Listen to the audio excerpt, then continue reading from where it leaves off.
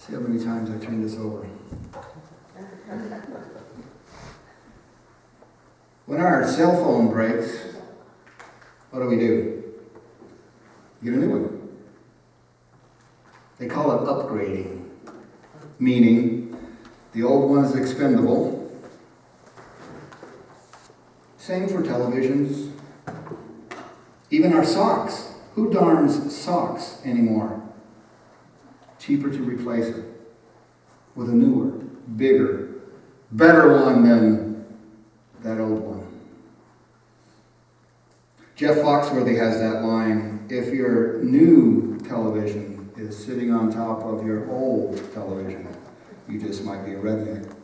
But in truth, we live in a disposable society. We just throw it out, get a new one, whatever it is. Don't even think about it. And all that replacing of the broken may be all well and good for telephones, televisions, but it's not all right when it comes to people. A blind man, Bartimaeus, that is the son of Timaeus, was sitting by the roadside begging. Jesus and a great crowd of people were leaving Jericho on their way to Jerusalem. They were on a well-traveled road, and because of the great amount of foot traffic on that road, many beggars could be seen and heard along the way, asking for food, clothing, money, protection, mercy. Such was the case for this man, Bartimaeus, a blind man reduced to beggary, having to sit by the side of the road. Just another one of the countless, nameless, unnoticed, faceless beggars.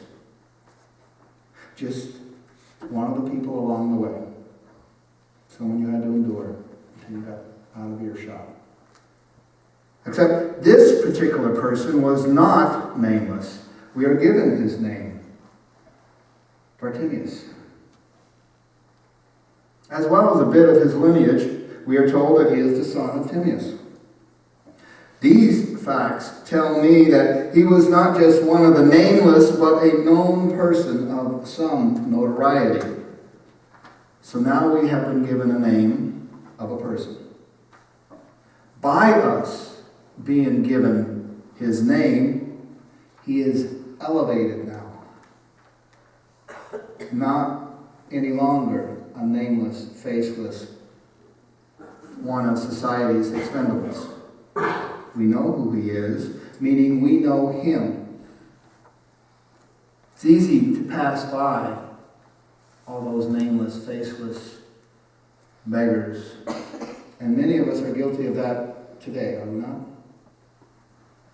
How much harder it is to ignore someone when we know who they are. What would you do if you saw your old friend from the 7th grade, your English teacher, your mother, your father, your daughter, your son, begging on the side of the road? Because you know them, it changes everything, doesn't it? Well, now we know Bartimaeus. And he knew Jesus, or at least who Jesus was. When he heard that it was Jesus of Nazareth, he began to shout, "Jesus, Son of David, have mercy on me." We are not told how long Bartimaeus was blind, if it happened at birth, as a child, or recently as a man. We do not know if he was formally educated or not. All we know for sure is that he understood that it was Jesus who was passing by. And he called out to him as Jesus, Son of David. And he asked for what only Jesus could provide. Have mercy on me. Bartimaeus asked for the mercy of Christ. And let's stop right here for just a moment. Consider this point. If a blind man sitting in the dust on the side of the road could recognize Jesus Christ just by him passing by within a large crowd of people, they swarmed. At this time of the ministry, they swarmed Jesus. Everywhere he went was countless masses of people. If this blind man could recognize Jesus, what does that say about all the rest of us? Those among us who refuse to see Christ with working eyes. Now back onto the text. He recognizes the Son of David and asks for his intervention, calling for divine help which only Jesus could provide. Have mercy on me. No one seems to pay him much attention except to try and quiet him down. He's causing a ruckus. Many rebuked him and told him to be quiet. This makes Bartimaeus even more determined. He knows that this is his one and only chance. He cries out even louder for Jesus to show him favor. But he shouted all the more, "Son of David, have mercy on me."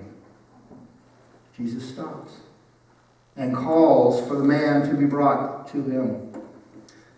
Now notice the change.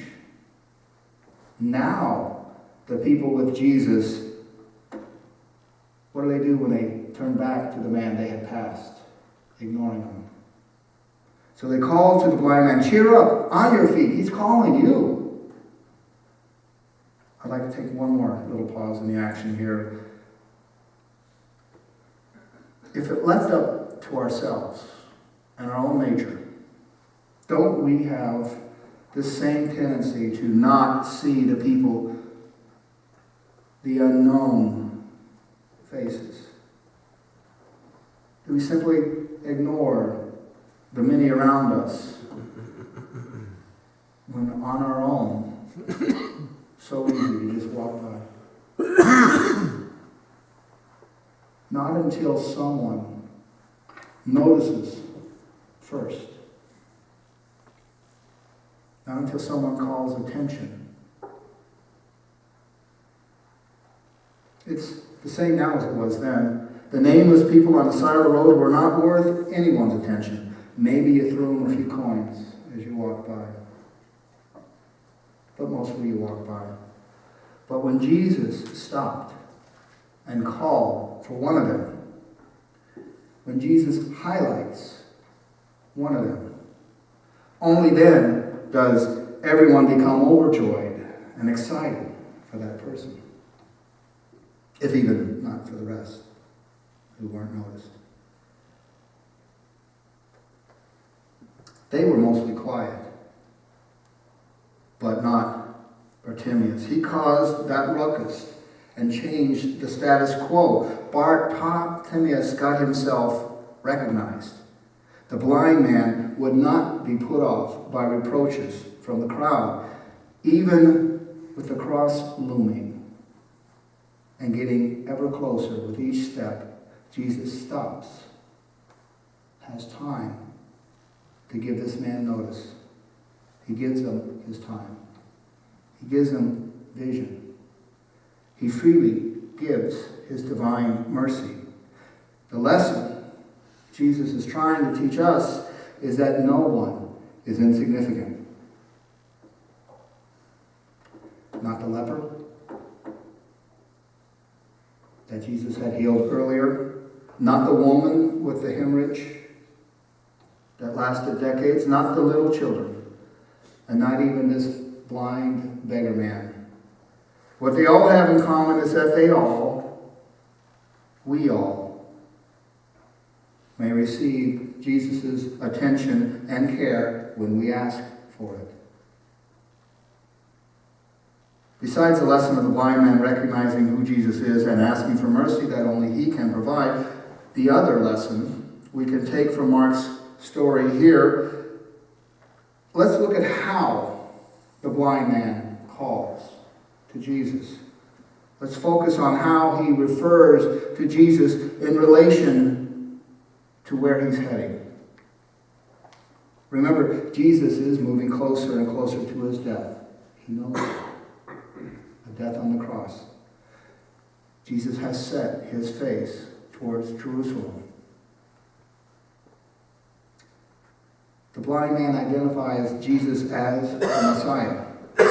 Yet Bartimaeus does not call Jesus the Son of Man, as Jesus liked to refer to himself, or the Son of God. He calls him Son of David, emphasizing that Jesus came from the line of David. It had been long prophesied that the Messiah would come from the root of Jesse, King David's father.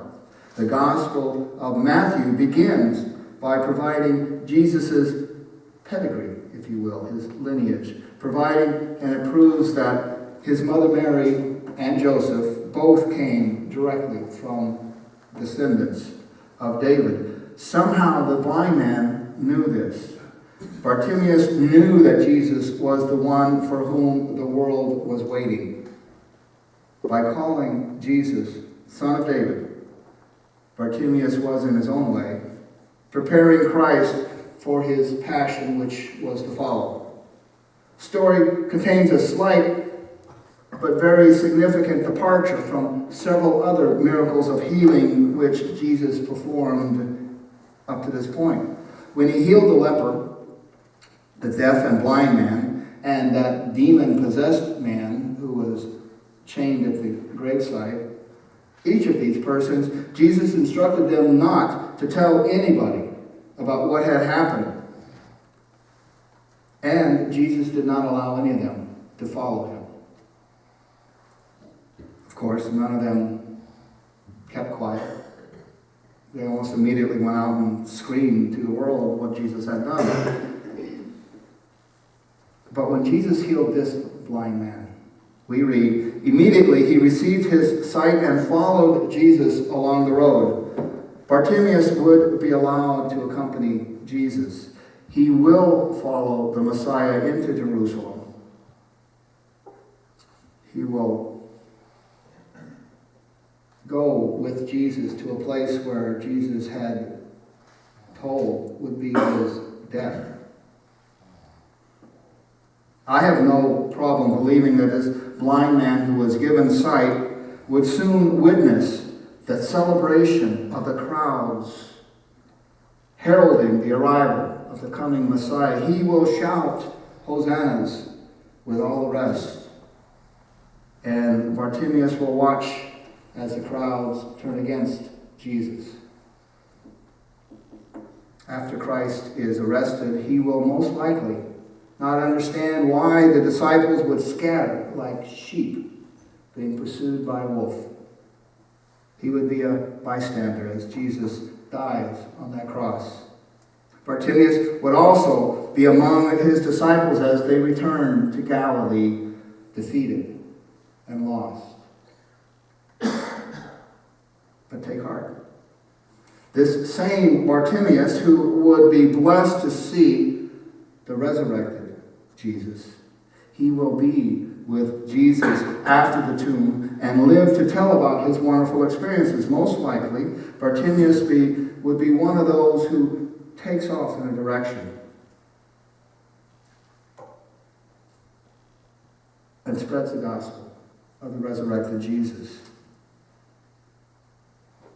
Would any of us, you or me, be willing to go through what Bartimaeus endured to be with Jesus? Was it worth it to see Jesus, the Son of David, even as a blind man, and then see the resurrected Jesus come out of that tomb? What a story Bartimaeus had to tell. And it all began with the blind man seeing who the Christ was, and him not being stifled by those who could see what he saw. You see, Bartimaeus was never really blind. He could not see for a time, but he was not blind to Jesus. Never was he blind to the Son of Man, the Son of God, the son of David.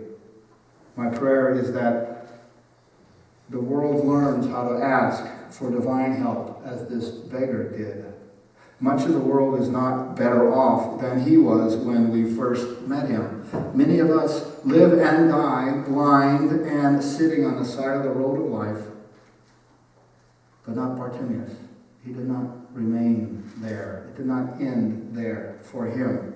I'm telling you this is most likely what happened. I cannot prove anything beyond what the scriptures tell us. But I do truly believe that Bartimaeus would become an active disciple. And he most likely traveled the world to spread the gospel of the resurrected Christ. And he would have had the conviction of his personal testimony from the miraculous healing that Jesus did for him. Being that from the beginning, we knew his name and his Father's name. We can assume that the part about him being blind would be easily verified. And so his story, his witness, would be very powerful in spreading the gospel of the resurrected Christ. All Bartimaeus had to do was to tell what he saw and what he experienced. Now, even though our stories may not be as powerful as his, all we have to do to share the gospel is to tell what happened that brought us to Christ. Share that. If your story is true and from the heart, believe me, your life experience can help bring others to Christ as well.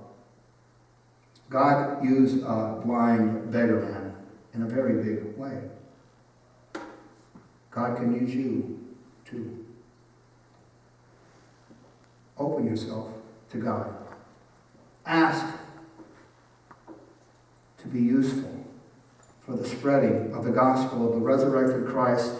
This is what Jesus told us to do. Go out. Spread the news about God's word. Whatever you can do. Wherever you can do it. To whomever you can share it with. Do this and you will be found useful and pleasing to the God of creation. Amen. Our closing